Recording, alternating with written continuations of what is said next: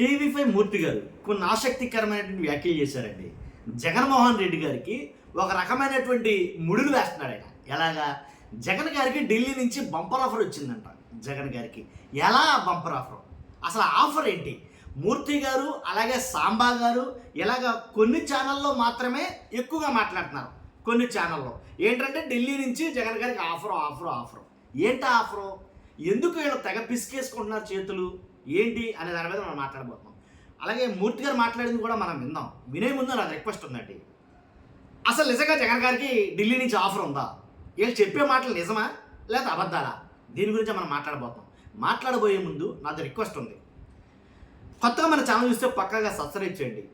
వాస్తవాలు ఏంటో ప్రజలకు తెలియాలంటే కనుక మీ బాధ్యతగా మీరు లైక్ చేయండి. మీరు లైక్ చేస్తే ఎక్కువ మందికి ఇన్ఫర్మేషన్ షేర్ అవుతుంది.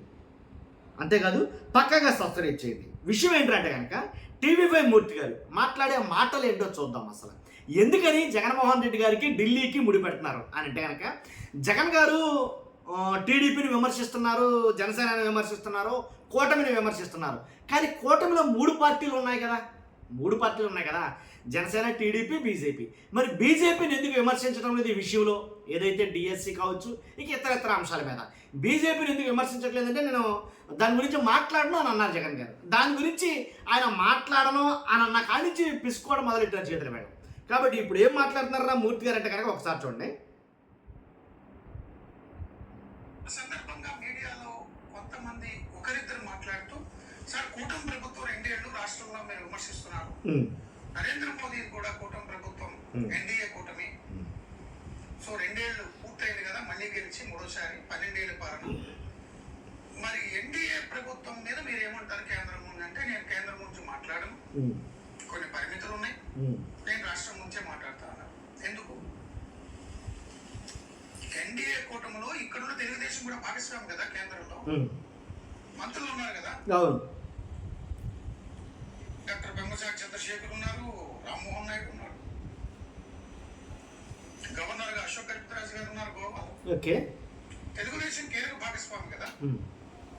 ఎన్డీఏ కూటమి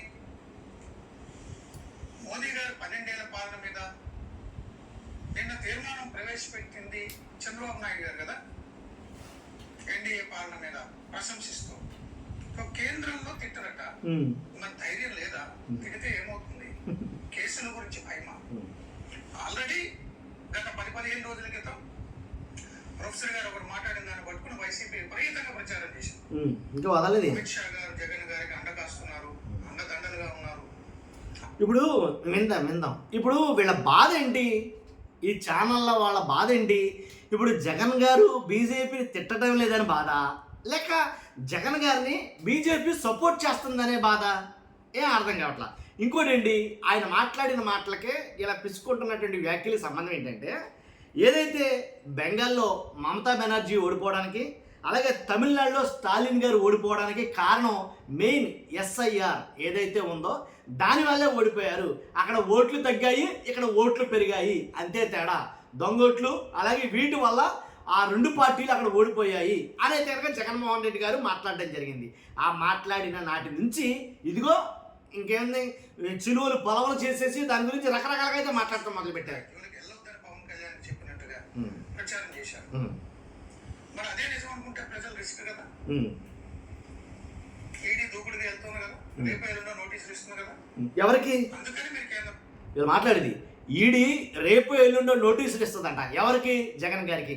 జగన్ గారికి ఈడీ నోటీసులు ఇచ్చిన ఇవ్వకపోయినా కొన్ని ఛానళ్ళు ఉన్నాయి, నేను ఆ పద్దాక పేర్లు చెప్పలేను, కానీ వేళ పట్టుకెళ్ళి నోటీసులు ఇచ్చేసేలా ఉన్నారు జగన్ గారికి.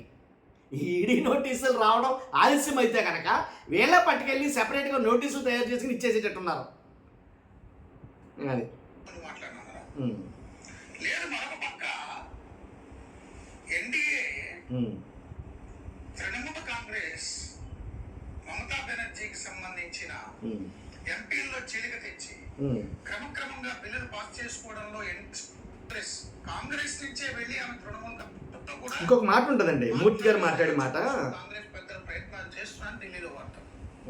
దానికి అనుగు అబ్బా ఎలా అంటే ఆయన మూర్తి గారు మాట్లాడతారు ఏమని, కాంగ్రెస్కి ఏంలా ఇప్పుడు ఎవరైతే కాంగ్రెస్ అధిష్టానం ఉన్నదో, కాంగ్రెస్ అధిష్టానం రాహుల్ గాంధీ గారు వీళ్ళకి రాహుల్ గాంధీ గారు ఖచ్చితంగా జగన్తో కలిసిపోతాడు, కాంగ్రెస్తో కలవడం కోసం జగన్ గారు ఊళ్ళో కొడుతున్నాడు అని ఈయన చెప్తున్నాడు. దానికోసమే ఈ తతంగం అంతా మెలిదెప్పి ఇటు ఇలా తిప్పుని చూపించేది అదే దానికోసమే. ఒకసారి విందాం ఆయన మాటలు. ఆంధ్రప్రదేశ్లో జాగ్రత్తగా ఉండాలంటూ ట్రైనింగ్ ఇస్తున్నారు వాళ్ళ నాయకులు. అంటే బీజేపీ పాలసీని ఆయన విమర్శించినట్ట కాంగ్రెస్ కి దగ్గర అవుతారా? అదిగో అందులో భాగంగానే విన్నారా, కాంగ్రెస్ కి దగ్గర అవుతున్నారా? తన స్వయాన సోదరి షర్మిల గారికి కర్ణాటక నుంచి రాజ్యసభ సీట్ ఇస్తాము అని కాంగ్రెస్ చెప్పిన నేపథ్యంలో ఆమెకి రాజ్యసభ సీట్ వస్తే, ఆమెకి పదవి వస్తే, అధికారం వస్తే, అసలు ఆమెకి రాజ్యసభ ఇవ్వలేదు కాబట్టి మొదలైన వైసీపీలో షర్మిల గారికి విభేదాలు. ఆమె స్వయంగా ఇప్పుడు కాంగ్రెస్ పిసిసి చీఫ్ ఉండి రాజ్యసభ వస్తే తనకి అధికార కూటమిగా ఇబ్బంది అవుతుంది కాబట్టి ఒకే ఇంట్లో ఆమెకి ఇవ్వద్దని చెప్పి కర్ణాటక నుంచి ఒత్తిడి తెచ్చారా?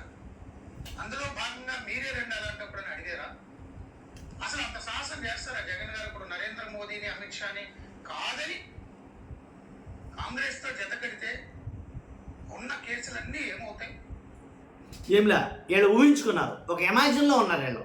ఏంటంటే రాహుల్ గాంధీ గారితో జగన్ గారు జత కడతారు, ఇది వీళ్ళ ఇమాజిన్. రాహుల్ గాంధీ గారితో జగన్ గారు జత కట్టడానికి అంత ధైర్యం ఉందా? మళ్ళీ దాంట్లో కాంట్రవర్సీ ఏంటి? అలా జత కడితే కనుక కేసులన్నీ కూడా బీజేపీ వాళ్ళు తిరగదోడతారు కదా జగన్ గారికి అని వీళ్ళే మాట్లాడుతున్నారు. కాబట్టి జత కట్టమనేది వీళ్ళే, జత కడితే మళ్ళీ బీజేపీ వాళ్ళు వచ్చి ఈయన కేసులన్నీ తిరగదోడతారు, అంత దమ్ము లేదు, అంత ధైర్యం లేదని మాట్లాడింది వీళ్ళే. వీళ్ళ ఉద్దేశం ఏంటి? అల్టిమేట్గా జగన్మోహన్ రెడ్డి గారు ఏంటి ఏ పార్టీకి సంబంధం లేకుండా ఉండడమే. ఆయన కూడా సోలోగా వాస్తవంగా మాట్లాడతారు. కొంట బద్దకులు కొట్టినట్టు ఒక మాట చెప్పాలంటే కనుక అదే రాహుల్ గాంధీని విమర్శించాడు ఈ జగన్మోహన్ రెడ్డి గారు. గుర్తుందా? అసలు ఎవరికి పట్టదండి, ఆయన ఆయన ఆయన పార్టీ ఆయన అంతే. కాబట్టి మరి ఇంత రాజకీయ విజ్ఞత కలిగి ఇంత పెద్ద పెద్ద సీనియర్ రిపోర్టర్లు అని చెప్పుకునే వీళ్ళు మరి ఈ మాటలు ఎలా మాట్లాడుతున్నారు నాకు తెలియదు. ఇట్లా ఇప్పుడు రాహుల్ గాంధీ గారిని విమర్శించాడు ఇతను, ఇప్పటికి కూడా విమర్శిస్తూ ఉంటాడు జగన్మోహన్ రెడ్డి గారు. మరి అలాంటి రాహుల్ గాంధీ తోటి ఎలా సఖ్యతగా ఎలా సయోధ్య కుదుర్చుకుంటాడో అలాగా ఓ చెంపను చేరి భుజం మీద చేసి అలవాటు ఉంటే కనుక వేరేలా ఉండను. వాస్తవంగా అయితే కనుక ఆ కాంగ్రెస్ని ముప్పు తిప్పలు పెట్టాడనే కదా, వాళ్ళ మాట వినలేదనే కదా ఇన్ని కేసులు పట్టాయి. ఇప్పుడు ఏదైతే బీజేపీ ఏంటి కేసులన్నీ తిరగదొడుతుంది అన్నారో ఆ కేసులన్నీ వచ్చింది ఎలాగా వాళ్ళ మీదే కదా, వాళ్ళ గురించే కదా. కాబట్టి ఇంకెలా? కాబట్టి ఆఫర్ లేదు, పాఫర్ లేదు, ఏమి లేదు. కాబట్టి ఏంటంటే ఏదో ఒక మసిబూసి మారేడుగా చేయాలనే ఉద్దేశం, అది అంతకుమించి లేదు. చూస్తున్న మీరు అందరూ కూడా మీ అభిప్రాయాన్ని కామెంట్ రూపంలో తెలియజేయండి. ఫస్ట్ అయితే లైక్ చేయండి. Thank you very much.